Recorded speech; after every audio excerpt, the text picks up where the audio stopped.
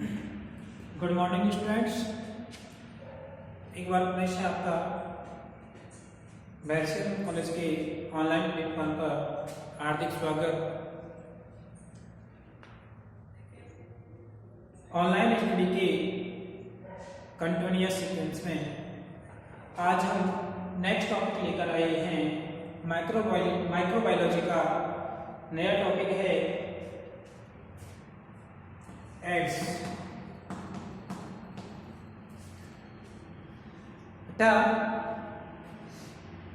Ads एक विषाणु जनित रोग है। क्या है बेटा? एक विषाणु जनित रोग है, विषाणु के द्वारा होता है। यह रोग सबसे पहले यूरोपीय देशों में देखा गया।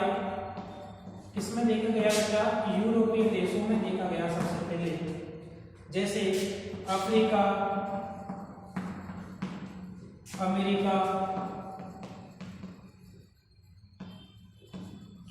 आदि देशों में इसको सबसे पहले देखा गया। ठीक है, ये बेटा जो अपियर हुआ था लगभग 1981 के आसपास, ये यूरोपीय देशों में प्रकट हुआ, परंतु धीरे धीरे लगभग 25 वर्षों में यह रोग जो होता है, 25 वर्षों में यह रोग पूरे विश्व में फैल गया। पूरे विश्व में क्या हो गया? ये संचालित हो गया। ठीक है, सबसे पहले कब देखा गया? 1981 में देखा गया, जो धीरे धीरे लगभग 25 वर्षों में ही पूरे विश्व को इसने क्या कर लिया? कंट्रोल कर लिया, या फिर एक तरह से कहें कि पूरे विश्व को इसने जकड़ लिया। यह एड्स ऐसा रोग है जिसमें प्रारंभ में किसी तरह के लक्षण देखे नहीं जाते हैं। इसके लक्षण धीरे धीरे कई महीनों अथवा कुछ वर्षों में देखे जाते हैं। लगभग यह लास्ट स्टेज की तरफ जैसे होता है, उस दौरान इसके लक्षण देखे जाते हैं बेटा। यदि हम बात करें तो हमने पहले ही बताया आपको कि यह रोग जो कैसा है, विषाणु जनित रोग है, और इसकी जो खोज की थी, सर्वप्रथम एड्स रोग की खोज की थी, वो बेटा एक साइंटिस्ट है, डॉक्टर गॉटलिब। ठीक, डॉक्टर गॉटलिब ने सर्वप्रथम एड्स रोग को पहचाना, और इन्होंने बताया, इस गॉटलिब ने बताया कि यह बीमारी कैसी है, विषाणु जनित रोग है, और उस विषाणु का नाम बेटा HIV होता है। उस विषाणु का नाम क्या होता है बेटा? HIV होता है। यानी कि HIV की फुल फॉर्म होती है ह्यूमन इम्यूनो डेफिशिएंसी वायरस। ठीक है, HIV वायरस का फुल फॉर्म क्या है? Human immuno deficiency virus. अर्थात यह वायरस क्या करता है? जो ह्यूमन होता है, इस ह्यूमन की इम्यूनो सिस्टम को, यानी कि इम्यून सिस्टम को क्या करता है बेटा? प्रभावित करता है। क्या करता है यह वायरस? मानव के प्रतिरक्षा तंत्र को प्रभावित करता है। अर्थात जो प्रतिरक्षा तंत्र होता है मानव का, उसको धीरे धीरे कमजोर करता चलता है। और बेटा जब मानव का प्रतिरक्षा तंत्र कमजोर हो जाता है तो वह अनेक बीमारियों से ग्रसित होने लगता है। इसलिए कह सकते हैं बेटा एड्स इतना खतरनाक नहीं है, इतना गंभीर नहीं है, परंतु क्या होता है कि जो ये HIV वायरस है ना, HIV, ये क्या करता है बेटा? मनुष्य के इम्यूनिटी को कम कर देता है, प्रतिरक्षा को कम कर देता है, प्रतिरक्षा तंत्र को क्या कर देता है? निष्क्रिय बना देता है बेटा धीरे धीरे। इसकी वजह से बेटा मानव के शरीर में बहुत सारे रोग अटैक करने लग जाते हैं और वह बहुत सारे लोगों से ग्रसित हो जाता है। ठीक है, और धीरे धीरे क्या होने लगता है, उसकी वह मृत्यु को तरफ पहुंच जाता है। ठीक,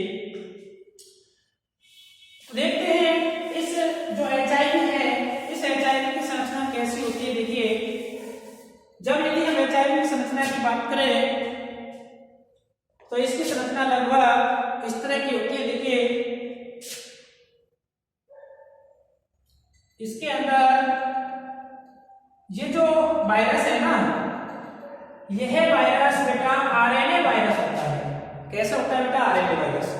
जब हम वायरस की स्टडी करके आए हैं, वायरस की स्टडी करते हैं बेटा, फर्स्ट ईयर में आपने स्टडी किया कि जीवाणु की संरचना, विषाणु की संरचना, जीवाणु भोजी की संरचना, आपने सेल बायोलॉजी में पढ़ा होगा। ठीक है, तो उसमें जब वायरस की स्टडी करते हैं तो बेटा ये वायरस दो प्रकार के होते हैं। बेटा ये होस्ट के अंदर यानी किसी पोषक के अंदर तो सजीव होते हैं और पोषक के बाहर कैसे होते हैं? निर्जीव होते हैं बेटा। तो बेटा ये न्यूक्लिक अणु की उपस्थिति के आधार पर दो प्रकार के होते हैं, तो DNA प्रकार के होते हैं और बेटा ये RNA प्रकार के वायरस होते हैं, RNA वायरस और DNA वायरस। जैसा कि बेटा आपको पता है, वर्तमान में एक रोग ने पूरे विश्व में त्राही फैला रखी है, यह त्रासदी मचा रखी है, जिसको कोविड-19 वायरस कहते हैं, कोरोना वायरस कहते हैं। यह बेटा कोरोना वायरस में किस प्रकृति का है? RNA प्रकृति का है। ठीक है, ठीक इसी तरह से ये एड्स का जो वायरस है बेटा, HIV वायरस, ये भी किस प्रकृति का है? RNA प्रकृति का है। और RNA जो होता है एकल कुंडलित होता है, सिंगल स्ट्रैंडेड होता है। और बेटा जो RNA होते हैं HIV के अंतर्गत दो RNA उपस्थित होते हैं, सिंगल स्ट्रैंडेड।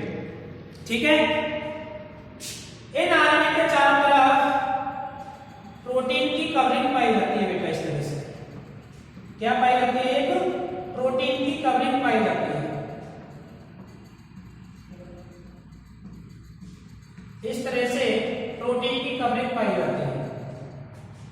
ठीक है, ये इसके चारों तरफ क्या पाई जाती है? RNA के चारों तरफ प्रोटीन की कवरिंग पाई जाती है।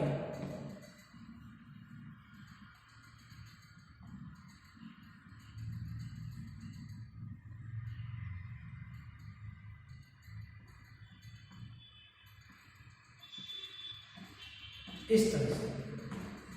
ठीक है, अब बात करें हम इसके अंदर दो RNA हो गए, जिसके चारों तरफ क्या पाई जा रही है? प्रोटीन की कवरिंग पाई जा रही है, और इसके बाहर की तरफ बेटा जो है प्रोटीन का आवरण पाया जाता है। इस तरह से क्या पाया जाता है बेटा?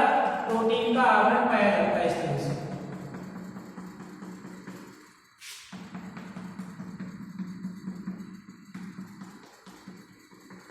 इस तरह से प्रोटीन का आवरण पाया जाता है, जिसमें फॉस्फोलिपिड के अणु उपस्थित होते हैं बेटा। क्या होते हैं? फॉस्फोलिपिड के अणु उपस्थित होते हैं। इस तरह से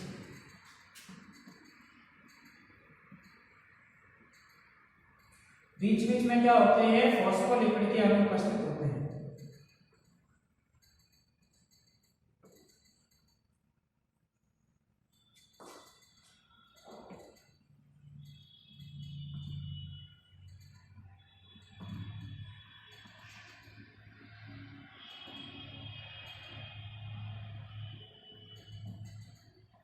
ठीक है, इस तरह से जो है एक RNA वायरस की संरचना दिखाई देती है, जिसमें बेटा ये क्या है?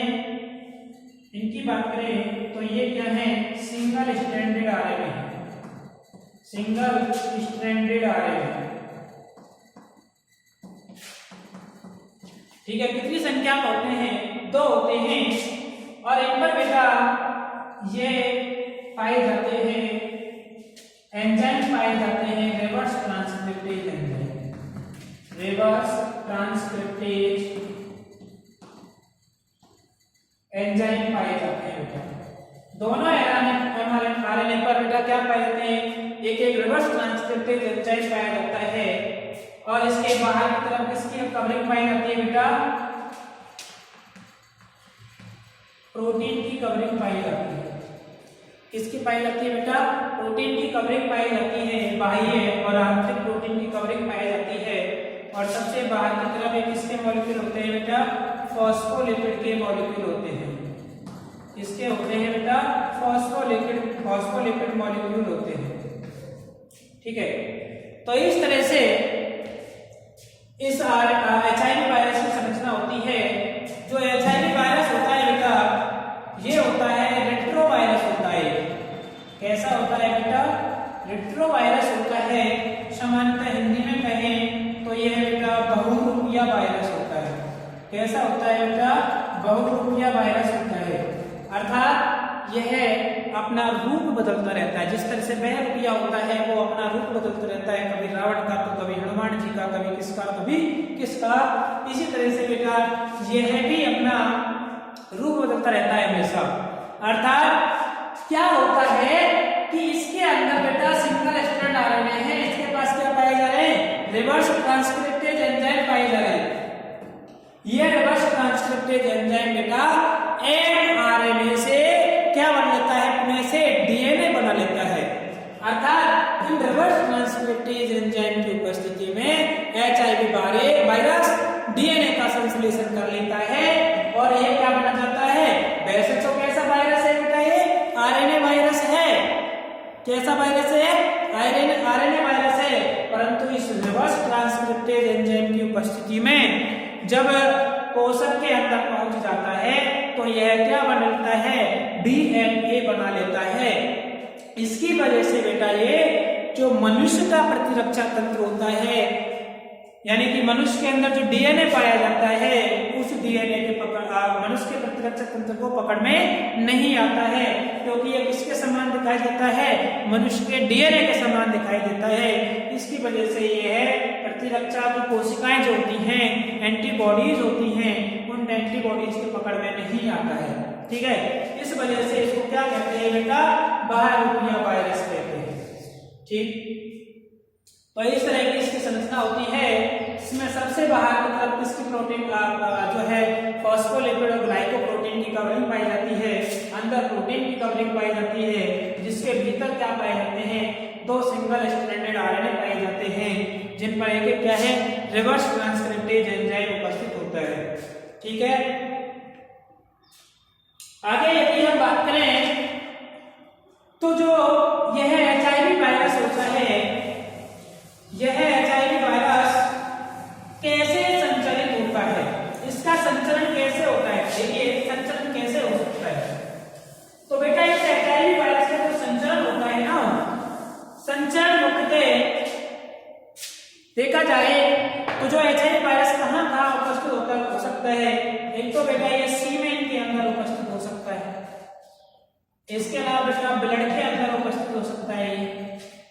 ठीक है, किसके अंदर उपस्थित हो सकता है? ब्लड के अंदर उपस्थित हो सकता है। इसके अलावा बेटा ये किसके अंदर उपस्थित होता है? सलाइवा के अंदर उपस्थित होता है। तो इसका संचरण बेटा ब्लड डोनेशन के द्वारा हो सकता है। किसके द्वारा हो सकता है बेटा? ब्लड डोनेशन के द्वारा हो सकता है। इसके अलावा बेटा ये हो सकता है सेक्सुअल कांटेक्ट के द्वारा। किसके द्वारा हो सकता है बेटा? सेक्सुअल कांटेक्ट के द्वारा हो सकता है। ठीक है, अथवा इसके अलावा ये है वेजाइनल सेक्रेशन के द्वारा हो सकता है बेटा। किसके द्वारा हो सकता है? वेजाइनल सेक्रेशन के द्वारा हो सकता है। अर्थात जो HIV वायरस का संचरण होता है एक व्यक्ति से दूसरे व्यक्ति में कैसे फैलता है? तो एक व्यक्ति से दूसरे व्यक्ति में कैसे फैल सकता है? ब्लड डोनेशन के द्वारा फैल सकता है, सेक्सुअल कांटेक्ट के द्वारा फैल सकता है, वेजाइनल सेक्रेशन के द्वारा फैल सकता है, अथवा एक ही ब्लेड का उपयोग करने से दाढ़ी बना ली जाए, यानी कि जो शेविंग बनाई जाती है, शेविंग यदि संक्रमित व्यक्ति और स्वस्थ व्यक्ति एक ही ब्लेड से बना ले तो भी क्या हो सकता है? फैल सकता है। इसके अलावा संक्रमित सुई का उपयोग करने से या संक्रमित सिरिंज का उपयोग करने से भी क्या हो सकता है? ये संचरित हो सकता है। तो लिख सकते हैं संक्रमित सुई का उपयोग करने से, संक्रमित सुई का उपयोग करने से, ठीक है, संक्रमित सुई का उपयोग करने से संचरित हो सकता है।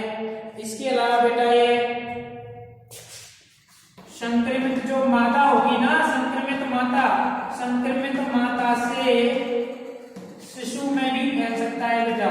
संक्रमित माता से शिशु में अपरा द्वारा जा सकता है बेटा। ये किसके द्वारा फैल सकता है?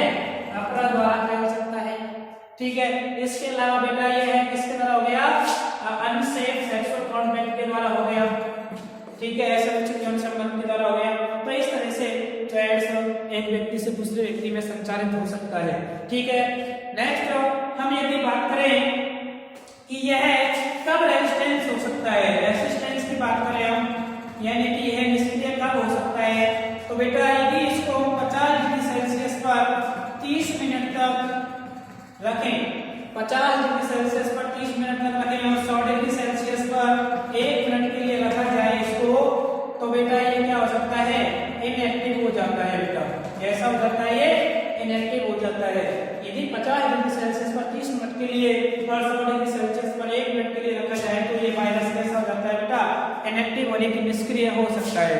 ठीक है, इसके अलावा यदि हम बात करें कि यह रोगकारी कैसे होता है, रोगजनक कैसे होता है बेटा, तो बेटा जब यह HIV वायरस इन विभिन्न माध्यमों से शरीर के अंदर पहुंच जाता है, जो भी आपने माध्यम पढ़े, ये संचरण के माध्यम जो पढ़े थे आपने, उन संचरण के माध्यम से जब शरीर के अंदर पहुंच जाता है बेटा, तो शरीर के अंदर पहुंच करके यानी कि हम रोगजनक कैसे बनता है ना, तो रोगजनक कब होता है? शरीर के अंदर पहुंचकर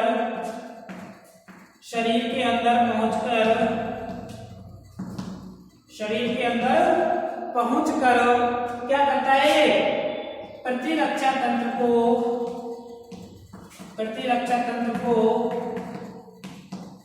प्रभावित करता है बेटा। क्या करता है? ये प्रतिरक्षा तंत्र को प्रभावित करता है। ठीक है, प्रतिरक्षा तंत्र को प्रभावित करता है।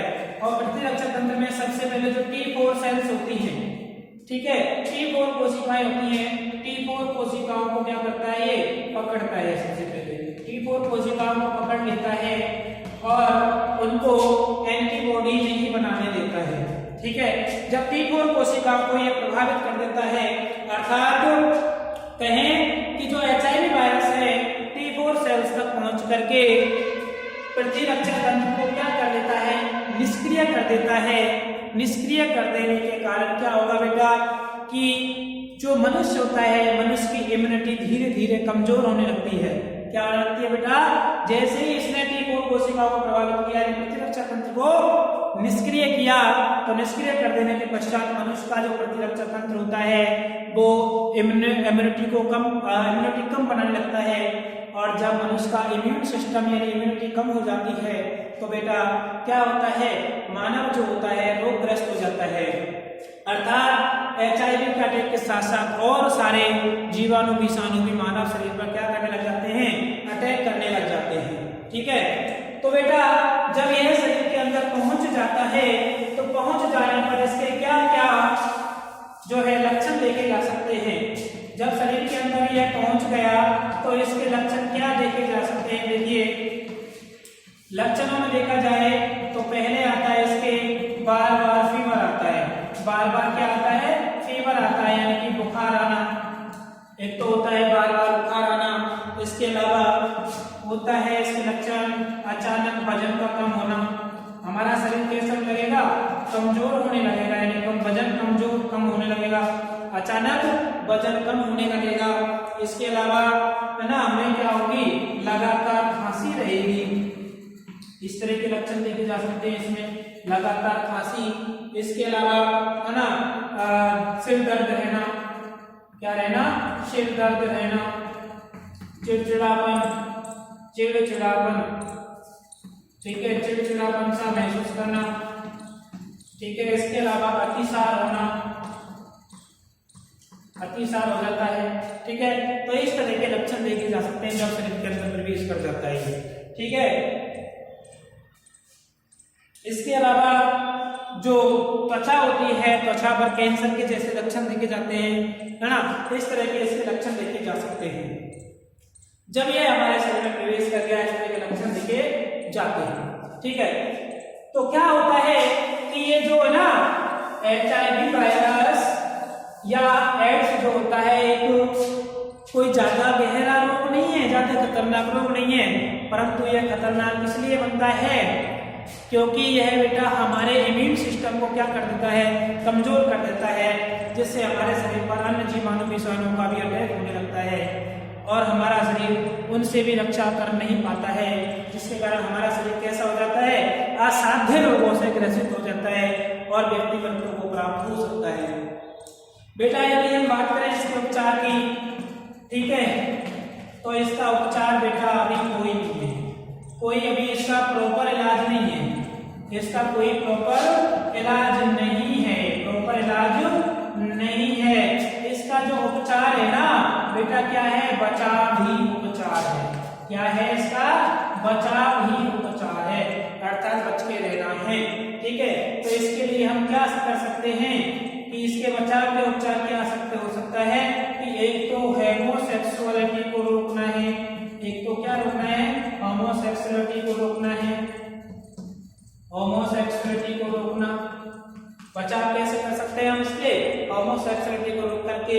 इसके अलावा बेटा है ना सुरक्षित संबंध बनाने से, ठीक है। इसके अलावा बेटा इसके अलावा कैसे रोका जा सकता है इसको कि संक्रमित सुई का उपयोग नहीं करें, संक्रमित सुई का उपयोग नहीं करें, संक्रमित सुई का उपयोग नहीं करें। शेविंग बनाते समय, शेविंग जो होती है, शेविंग के दौरान अलग अलग ब्लेड का उपयोग करें, अलग अलग ब्लेड का उपयोग करें, ठीक है। तो इस तरह से बेटा हम क्या है, एड्स से बच सकते हैं, ठीक है। अब देखा जाता है कि अभी तक इसकी कोई भी बाजार में वैक्सीन उपलब्ध, प्रॉपर वैक्सीन उपलब्ध नहीं है।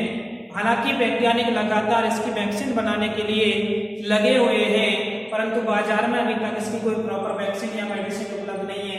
फिर भी इसके लिए बहुत सारी मेडिसिन, जैसे कुछ मेडिसिन दी जाती हैं, जैसे बात की जाए, एक आता है एजिडो-3, एक आता है वैक्सीन का नाम है एजिडो-3 थाइमिडिन, एक वैक्सीन का नाम है एजिडो-3 थाइमिडिन।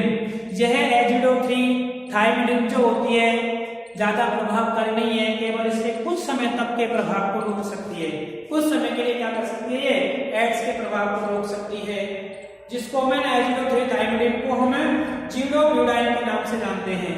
किसके नाम से जानते हैं, ज़िडोबिडाइन के नाम से जानते हैं बेटा, ठीक है। तो इस तरह से हमें क्या करना है, इसकी कोई अभी तक प्रॉपर वैक्सीन नहीं है, इस वजह से हमें क्या करना है, इससे केवल बचना ही है, इसका कोई प्रॉपर इलाज नहीं है अभी तक, ठीक है। तो बेटा इसके टेस्ट क्या हो सकते हैं, लास्ट अपना टॉपिक है एड्स टेस्ट, मतलब एड्स के टेस्ट क्या क्या हो सकते हैं, अथवा HIV टेस्ट। तो HIV टेस्ट के लिए क्या क्या होते हैं, एक तो बेटा एलिसा टेस्ट होता है, यानी कि एलिसा टेस्ट की फुल फॉर्म है enzyme linked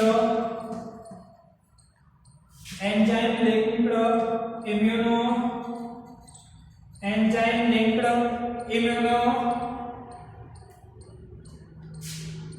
सॉर्वेंट, enzyme linked immuno sorbent acid, क्या होता है, एसिड, ठीक है। एलिसा जांच की जाती है एक, जिसका पूरा नाम क्या है, enzyme linked immuno sorbent acid. इसके अलावा एक वेस्टर्न ब्लॉट जांच होती है, इसके अलावा क्या होती है, एक वेस्टर्न ब्लॉट जांच होती है, ठीक है। एक तरह सैलाइवा टेस्ट होता है, सैलाइवा टेस्ट होता है। तो इस तरह से इसके 3 टेस्ट होते हैं जिनके द्वारा हम एड्स का पता लगा सकते हैं या HIV टेस्ट कर सकते हैं बेटा। परंतु यह HIV जो होता है प्रारंभिक समय में इन टेस्टों के पकड़ में नहीं आता है, यह केवल कब प्रकट होता है, जब लास्ट स्टेज में होता है, अपनी लास्ट स्टेज में होता है, उस दौरान हमें इसके प्रभाव देखे जाते हैं। इस वजह से कहा जाता है कि इसका बचाव ही उपचार है, ठीक है। तो इस तरह से यह आज हमारा एड्स जो डिजीज है वो कंप्लीट होती है। यदि अभी इसमें आपको किसी तरह की समस्या है तो कमेंट्स बॉक्स में जाकर कमेंट्स कीजिएगा। Thank you.